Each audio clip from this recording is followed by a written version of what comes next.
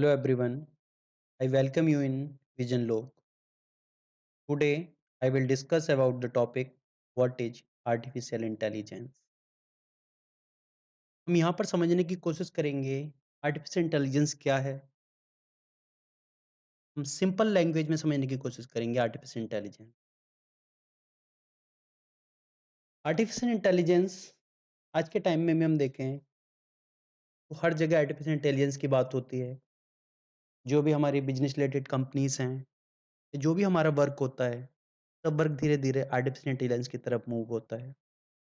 इसके पीछे हम रीज़न देखते हैं, पीछे हमें देखना पड़ेगा आर्टिफ़िशियल इंटेलिजेंस है क्या? तो आर्टिफ़िशियल इंटेलिजेंस को बोला गया है कि आर्टिफ़िशियल इंटेलिजेंस जिस टाइप से एक ह्यूमन इंटेलिजेंट होता है, ऐसा नहीं है कि सभी ह्यूमन इंटेलिजेंट होते हैं, लेकिन हमने बात की है ह्यूमन की इंटेलिजेंस से।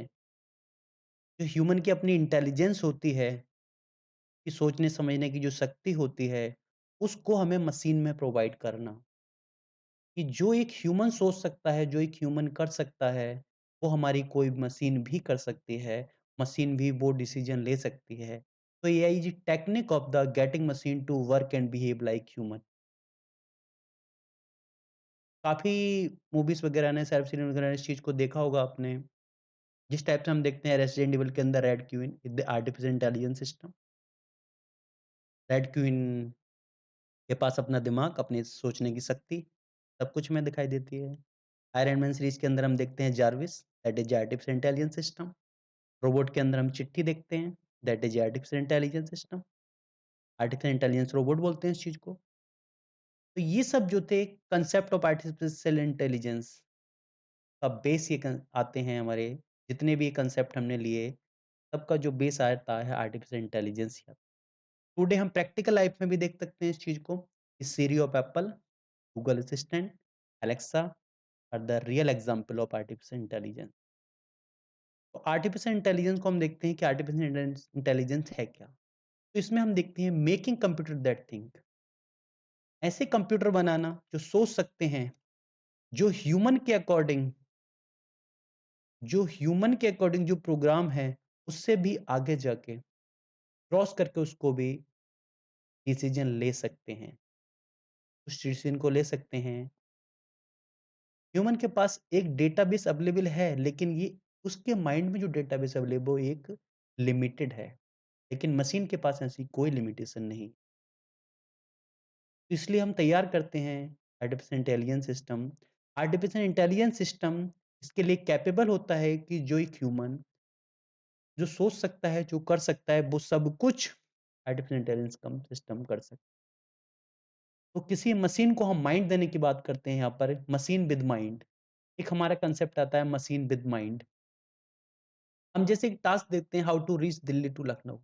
अगर हमारे सामने इस टाइप का कोई क्वेश्चन आता है कि how to reach Delhi to Lucknow, अब हम 2 फॉर्म में बात करते हैं, ह्यूमन की फॉर्म में और एक एआई सिस्टम गूगल मैप की।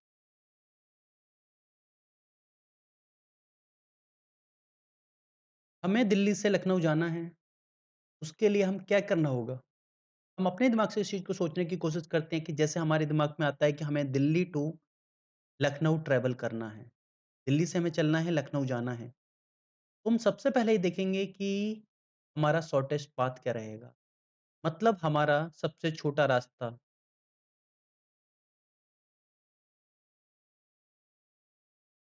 शॉर्टेस्ट पाथ क्या रहेगा? यही चीज़ हमारे सबसे पहले दिमाग में आती है। हम इसके बाद देखेंगे कि जो हमने शॉर्टेस्ट पाथ फाइंड किया है, उसमें हमें कॉस्ट कितनी लगेगी? हम देखते हैं कॉस्ट, कितना हमारा तेल खर्च होगा। इसके बाद में हम अगली चीज़ देखेंगे, हमें टाइम कितना लगेगा? ऐसा तो नहीं कि हमने शॉर्टेस्ट पाथ तो डिसाइड किया है, लेकिन बीच में कोई रिवर आती है। रिवर को क्रॉस करने के लिए वहाँ पे ब्रिज नहीं है। शॉर्टेस्ट पाथ तो है, लेकिन वो हम जा ही नहीं सकते, उस पर पॉसिबल ही नहीं है, या कहीं बहुत ज़्यादा जाम मिलता है हमें। तो जैसे एक ह्यूमन सोचता है, एक ह्यूमन ने अपनी थ्योरी डेवलप की, तो उसी टाइप से एक मशीन या गूगल मैप की बात करूँ तो वो भी अपनी एक क्या सबसे पहले क्या करेगा, एक थ्योरी डेवलप करेगा।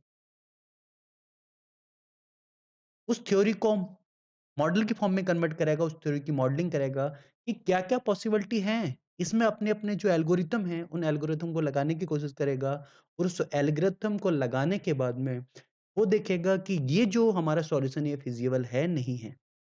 उस फिज़िबल सॉल्यूशन के बाद में उनको वो एप्लाई करेगा, एप्लीकेशन।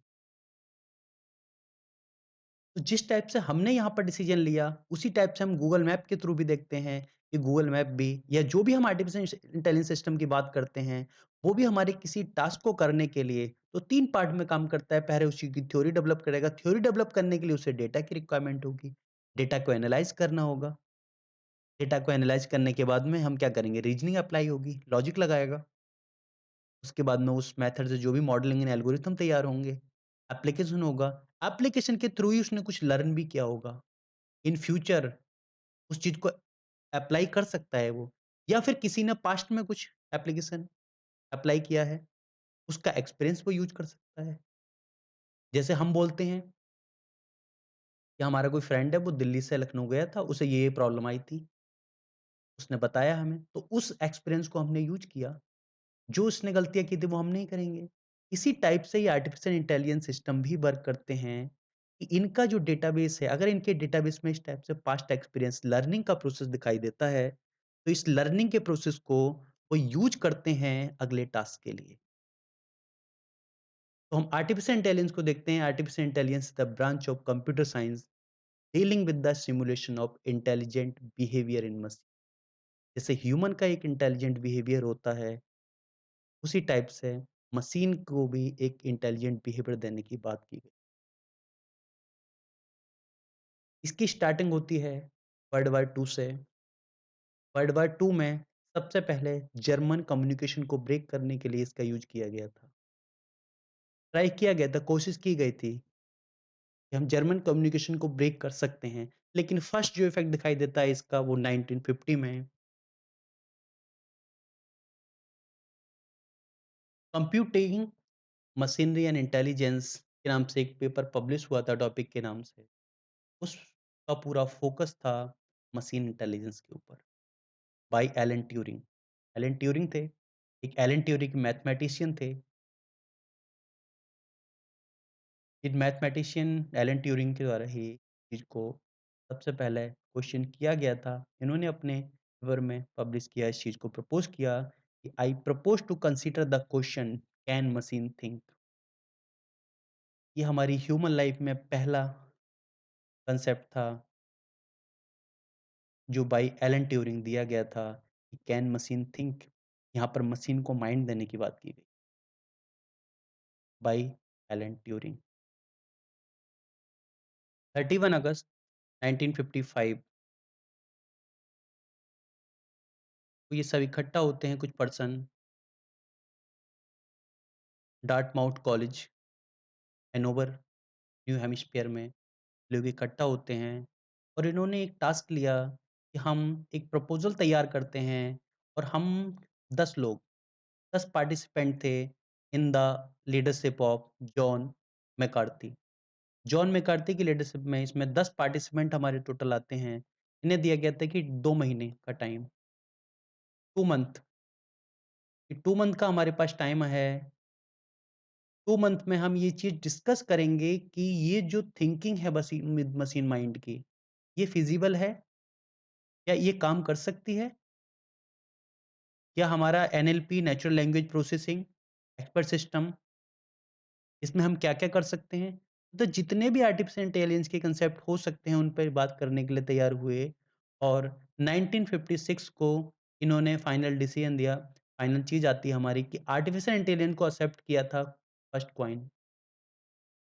पहली बार आर्टिफिशियल इंटेलिजेंस को टर्म दिया गया कि artificial intelligence is a term in machine learning, machine intelligence, machining वगैरह में जो भी था हमारा आर्टिफिशियल इंटेलिजेंस को पहली बार एक नाम दिया गया था बाय जॉन मैकार्थी। तो इन्होंने डिफाइन किया था कि artificial intelligence as a science engineering of making intelligent machine in a sense.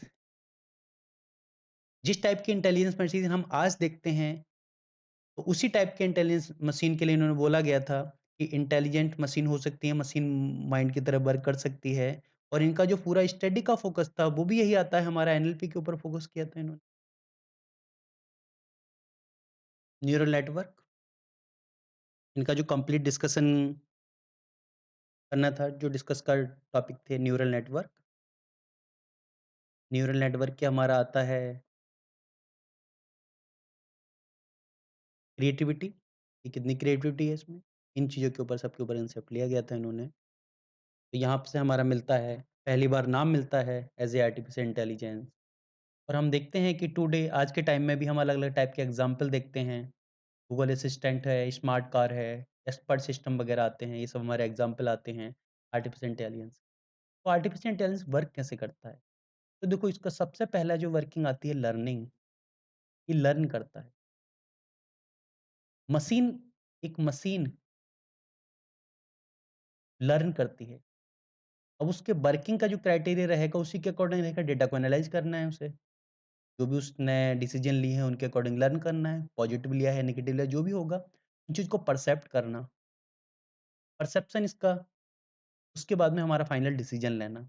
ये इनका पूरा प्रोसेस रहता है, इसका हम देखते हैं। तो आर्टिफिशियल इंटेलिजेंस वर्क के अंदर सबसे पहले हम देखते हैं डेटा। हमारे पास ह्यूज अमाउंट में डेटा अवेलेबल है। डेटा किस फॉर्म में है? अनस्ट्रक्चर्ड फॉर्म में डेटा होगा या मेबी स्ट्रक्चर फॉर्म में भी हो सकता है,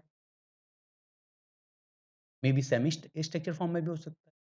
इस किसी भी फॉर्म में हमारे पास डेटा अवेलेबल हो सकता है, तो सबसे पहले डेटा को एनालाइज़ करना है। डेटा एनालाइज़ करने के बाद में रीज़निंग, अपना लॉजिक अप्लाई करना है। क्या-क्या पॉसिबिलिटी हो सकती हैं? क्या-क्या हम कहाँ-कहाँ क्या लॉजिक पुट कर सकते हैं?